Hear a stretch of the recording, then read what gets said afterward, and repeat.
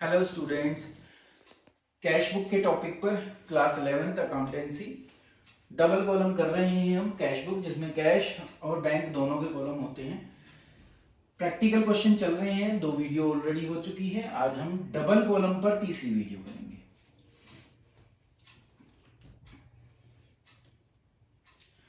तो ये आज का हमारा पहला क्वेश्चन है इस वीडियो का। एनसीईआरटी बेस्ड क्वेश्चन है। सबसे पहले एनसीईआरटी का क्वेश्चन नंबर 7 जो हमें ये कहता है कि हमें क्या करना है, डबल कॉलम कैश बुक बनानी है फॉलोइंग इंफॉर्मेशन से। जुलाई 2017 की है जो ईयर एंड मंथ है हमारा, जो सबसे पहले हमें राइट डाउन करना होता है।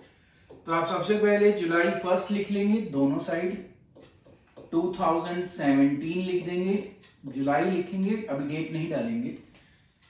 इतना हिस्सा जो होता है हमारा वो डेबिट साइड कहलाती है, और जिसको हम हर बार सीख रहे हैं कि ये हमारी रिसिप्ट साइड होती है, जहां से हमारे पास फ्लो ऑफ कैश होता है। कैश बैंक में हो चाहे हमारे कैश में हो। यहां से आगे की हमारी क्रेडिट साइड होती है, जिसको हम पेमेंट साइड भी कहते हैं, जहां से पैसा जाता है, यहां से आता है। शुरुआत हम करें तो इस क्वेश्चन की जो सबसे पहली इंपॉर्टेंट चीज है कि जुलाई 1 को कैश इन हैंड तो दिया हुआ है, तो कैश इन हैंड है, तो इससे पता चलता है कि ये बैलेंस है किस डेट को, जुलाई 1 को। और यहां पर हम इसको बैलेंस बीडी के रूप में लिख लेंगे। कैश इन हैंड का मतलब है कैश का बैलेंस, बट इसी के नीचे अगर आप देखें तो आपको दिखेगा कि बैंक ओवरड्राफ्ट लिखा हुआ है। बैंक ओवरड्राफ्ट का मतलब है बैंक से हमने ज्यादा अमाउंट विड्रॉ कर रखा है, दैट्स मींस नेगेटिव बैलेंस। और नेगेटिव बैलेंस डेबिट साइड में ना आकर कहां आता है, क्रेडिट साइड में। तो जो बैंक का बैलेंस है ओवरड्राफ्ट होने की वजह से हमें किस तरफ लिखना पड़ेगा, बैंक की क्रेडिट साइड में। कितना अमाउंट, 3500। तो ये आपको समझना है कि अगर बैंक ओवरड्राफ्ट है तो क्रेडिट साइड में बैलेंस आएगा, अगर बैंक बैलेंस होता तो इसी तरफ आता। तो सबसे पहले तो इसमें एक अलग जो चीज थी वो ये थी। अब आगे चलते हैं अगली डेट पर, जो है जुलाई 3। जुलाई 3 को पेमेंट साइड में मेरे लिखने का कारण है पेड। पेड वर्ड यूज किया, इसका मतलब पेमेंट दी है आपने। यहां आएगा किस रूप में दी है वो पेमेंट, वेजेस के रूप में। तो आप वेजेस अकाउंट को क्या कर देंगे, क्रेडिट कर देंगे कैश बुक के अंदर। अमाउंट जो है वो 200 है। अब नहीं बता रखा कि कैश है या बैंक से पे किया है, तो जब तक क्वेश्चन ना बताए आप उसको कैश मानेंगे। तो मैंने कैश के कॉलम में 200 लिख दिया। अगली डेट जुलाई 5 कैश है, तो इसका मतलब ये पता चला कि हमें कैश के कॉलम में आएगा। सेल हुई है, सेल होगी तो पैसा आपके पास आएगा, दैट्स मींस रिसिप्ट में आएगा। तो आप ये एंट्री करेंगे डेबिट साइड में या रिसिप्ट साइड में और लिखेंगे 2 सेल्स। 2 सेल्स लिखकर आपको ये बता दिया है उसने कि कैश का आइटम है, मतलब कि कैश में डीलिंग हुई है, तो आप इसको कैश के कॉलम में लिख देंगे। अगली डेट पर चलें तो ये है 10 और लिखा है कैश डिपॉजिट कराया बैंक में। तो ये एंट्री हम पहले भी कर चुके हैं और इस एंट्री को हमने सीखा था कि ये कॉन्ट्रा एंट्री है। कॉन्ट्रा एंट्री के लिए जो इससे पहले की जो 2 वीडियो हैं उसमें कॉन्ट्रा को समझाया गया है। आज हम सीधा कॉन्ट्रा को करेंगे, क्योंकि कॉन्ट्रा के कंसेप्ट को हम ऑलरेडी डिस्कस कर चुके हैं। आप पिछली वीडियो में जाकर उसको सीख सकते हैं। तो क्या हुआ, कैश मेरे पास से मेरे बैंक में चला गया। कितना अमाउंट, 4000। तो कैश हमारा यहां से निकलेगा और बैंक में चला जाएगा। इस एंट्री को हम कॉन्ट्रा एंट्री कहते हैं। तो हम दोनों जगह सी बना देंगे। एंट्री है 10 डेट की, कैश के कॉलम में अमाउंट लिखा है तो हम यहां पर बैंक लिखेंगे। इसको मैं समझा चुका हूं आप लोगों को। बैंक के कॉलम में हम अगर अमाउंट हम लिख रहे हैं तो हम कैश लिखेंगे यहां, और इस तरीके से हमारे बैंक में पैसा डिपॉजिट हो जाएगा। अब हम 15 को आते हैं। गुड्स परचेज किया और पेमेंट चेक से की, तो पेमेंट साइड में एंट्री आएगी। अब आपने गुड्स खरीदी हैं तो उसके लिए आप परचेज अकाउंट को डेबिट करते हैं, तो वो क्रेडिट करेंगे यहां पर कैश बुक में। ये जो अपने आप में एक लेजर अकाउंट होता है। पेमेंट क्योंकि चेक से की है तो अमाउंट को आप कहां और किस कॉलम में दिखाएंगे, बैंक के। अब नेक्स्ट देखें तो फिर पेड वर्ड यूज हुआ, इसका मतलब फिर पेमेंट साइड में एंट्री आएगी बाय रेंट, और एंट्री की डेट 20, अमाउंट 500, नहीं बताया कैसे पे किया है तो इसका मतलब कैश से पे किया है। अब 25 को चलें तो कहा कि ड्रू किया आपने बैंक से पैसा फॉर पर्सनल यूज। जब पर्सनल यूज वर्ड यूज हो जाए तो ये पक्की बात है कि वो ड्राइंग है, तो आप क्या लिखेंगे उसकी जगह, ड्राइंग अकाउंट। ठीक है, 25 डेट, पैसा हमारा कैश या बैंक्स जहां से भी मानो बिजनेस से मनी को बाहर विड्रॉ किया जा रहा है। हाँ, ये अलग बात है कि वो बैंक से विड्रॉ है तो हम बैंक के कॉलम से अमाउंट को विड्रॉ करेंगे और ड्राइंग अकाउंट में ट्रांसफर कर देंगे, और ये एंट्री कॉन्ट्रा नहीं होगी। अगर यहां लिखा होता है Drew from bank for office use, तो जब ऑफिस यूज होता तो बैंक से निकलता और कैश में आ जाता, वो कॉन्ट्रा होता। बट अभी क्योंकि पर्सनल यूज है इसलिए कॉन्ट्रा एंट्री नहीं होगी, ड्राइंग आ जाएगी सीधा। अब इसकी एक बार मैं जनरल एंट्री भी बता दूं आपको जब ये हम पैसा विड्रॉ करते हैं पर्सनल यूज के लिए तो हम ड्राइंग अकाउंट को डेबिट कर देते हैं, और पैसा कैश में निकलता तो हम कैश अकाउंट लिख देते। अभी हमें बताया है कि बैंक से निकला है तो हम यहां पर बैंक अकाउंट लिख देंगे। तो ये एंट्री हमारी जनरल बनती है। तो इसमें हमें दिख रहा है कि बैंक अकाउंट क्रेडिट हो रहा है, ठीक है, और ड्राइंग डेबिट हो रहा है, इसलिए हमने बैंक के कॉलम में ड्राइंग के नाम के साथ अमाउंट दिखा दिया।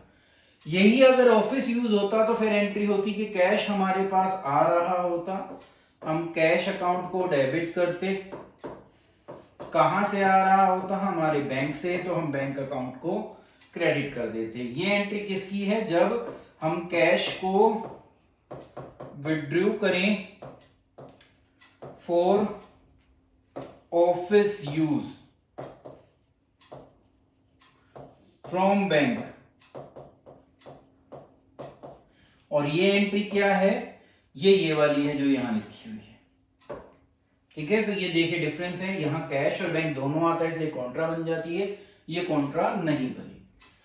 अब लास्ट एंट्री आती है सैलरी पेड, फिर पेमेंट की ही एंट्री है, तो हम सैलरी अकाउंट को लिखेंगे यहां पर। फिर हमें नहीं बताया कि कैश से पे किया या बैंक से पे किया, तो हम इसको भी क्या मानेंगे, कैश पेमेंट मानेंगे। इस तरीके से हमारी एंट्रीज सारी पूरी होती हैं इस क्वेश्चन की। अब हमें बैलेंसिंग करनी है। अब देखेंगे तो पहले कैश की बैलेंसिंग कर लेते हैं। देखिए 14,500 आया, वो ही 14,500 हमारा यहां आ जाएगा, और यहां हम लिखेंगे बाय बैलेंस CD। निकलेगा लास्ट डेट को जुलाई 31 का होता है तो हम 31 लिख देंगे।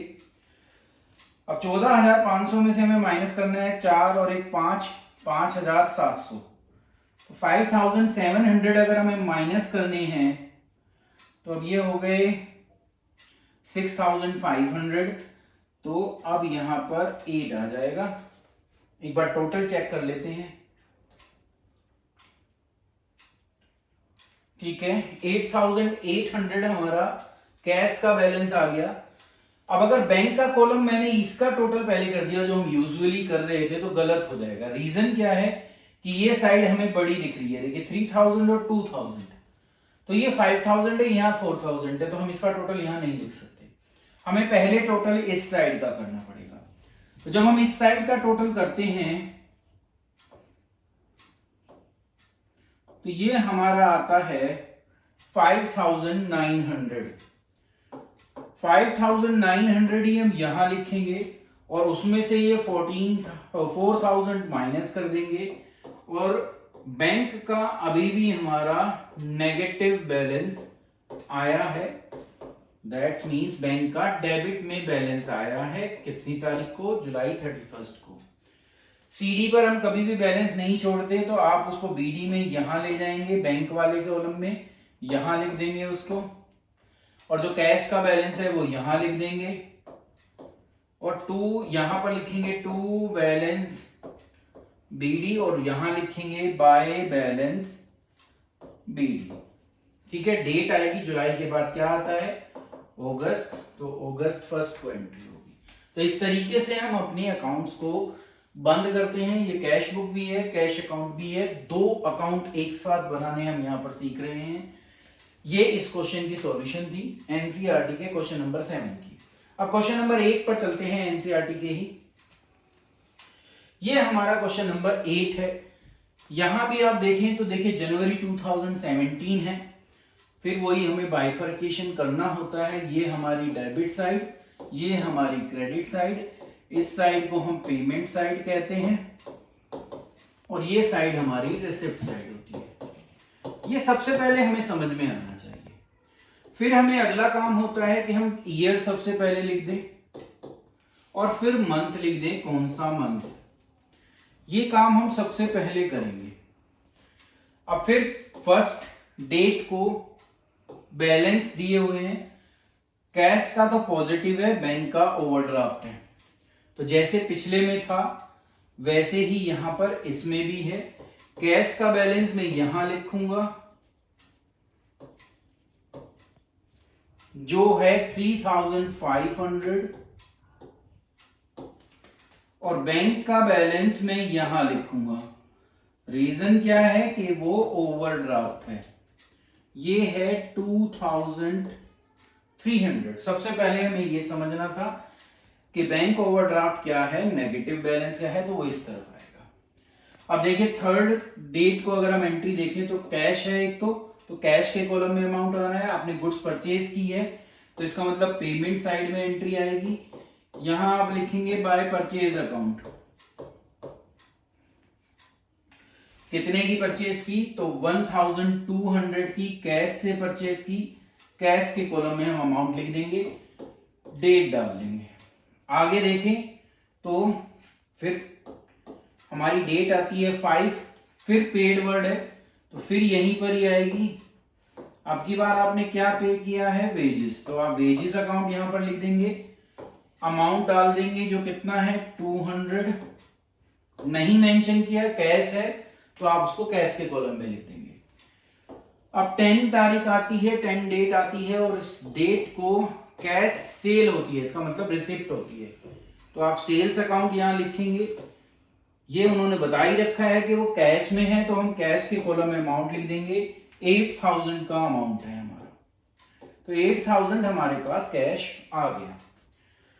नेक्स्ट डेट को कहा कि बैंक में पैसे जमा कराए, तो बैंक में जब हम जमा कराएंगे तो कैश को कम करेंगे, कॉन्ट्रा होगी, और बैंक को बढ़ाएंगे। ये आपको समझना है कि जब पैसा बैंक में जाता है तो कैश कम होता है और बैंक बढ़ता है, और कॉन्ट्रा एंट्री कहलाती है। कैश के कॉलम में अमाउंट लिखोगे तो बैंक लिखोगे,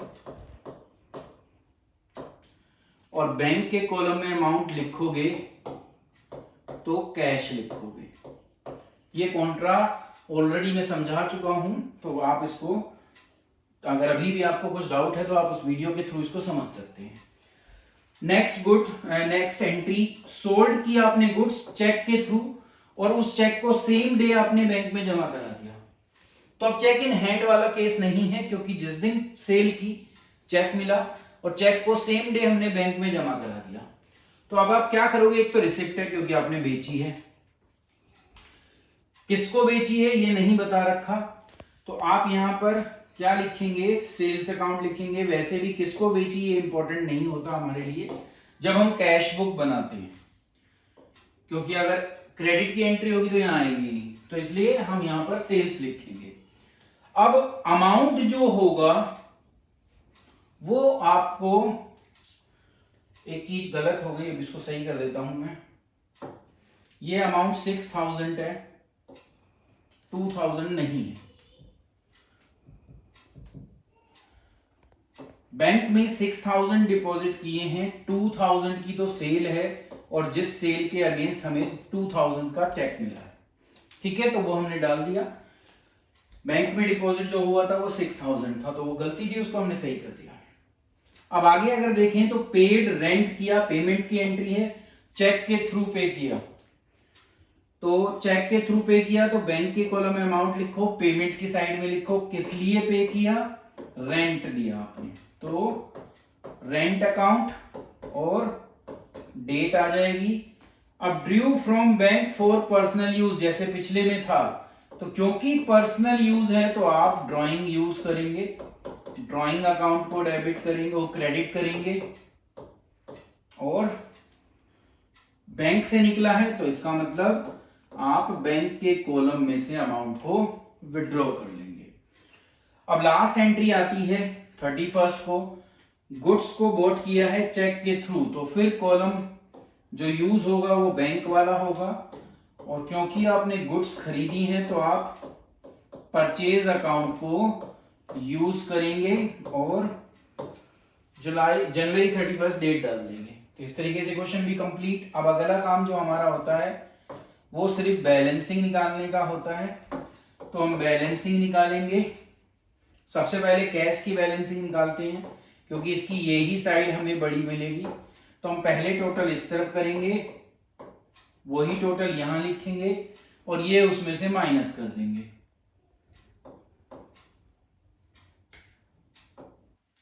तो हमारा 4100 का बैलेंस आ जाएगा।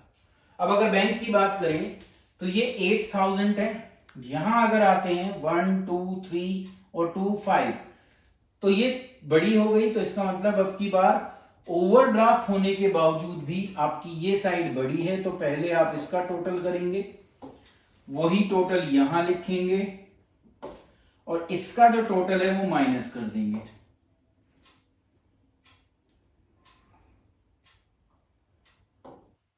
तो आपका बैंक का अब बैलेंस हो गया। अब बैंक का बैलेंस है, ओवरड्राफ्ट नहीं है, तो आप टू बैलेंस बीडी लिखेंगे, यहां पर February 1 डालेंगे डेट, और दोनों ये बैलेंस बीडी में, कैश का बैलेंस कैश के कॉलम में और बैंक का बैलेंस बैंक के कॉलम में, जो इससे पिछले क्वेश्चन में नहीं था। देखिए वहां जो लास्ट में बैलेंस निकल रहे थे वो कैश का यहां और बैंक का यहां, रीजन ये साइड बड़ी थी इसलिए ऐसा था, इसमें ऐसा नहीं हो, यहां यही साइड दोनों बड़ी थी तो दोनों के बैलेंस निकले, वो यहां ट्रांसफर हुए। तो इस वीडियो के ये 2 क्वेश्चन थे, इन क्वेश्चन के थ्रू मैंने आपको समझाया कि कैश बुक हम कैसे बनाएं।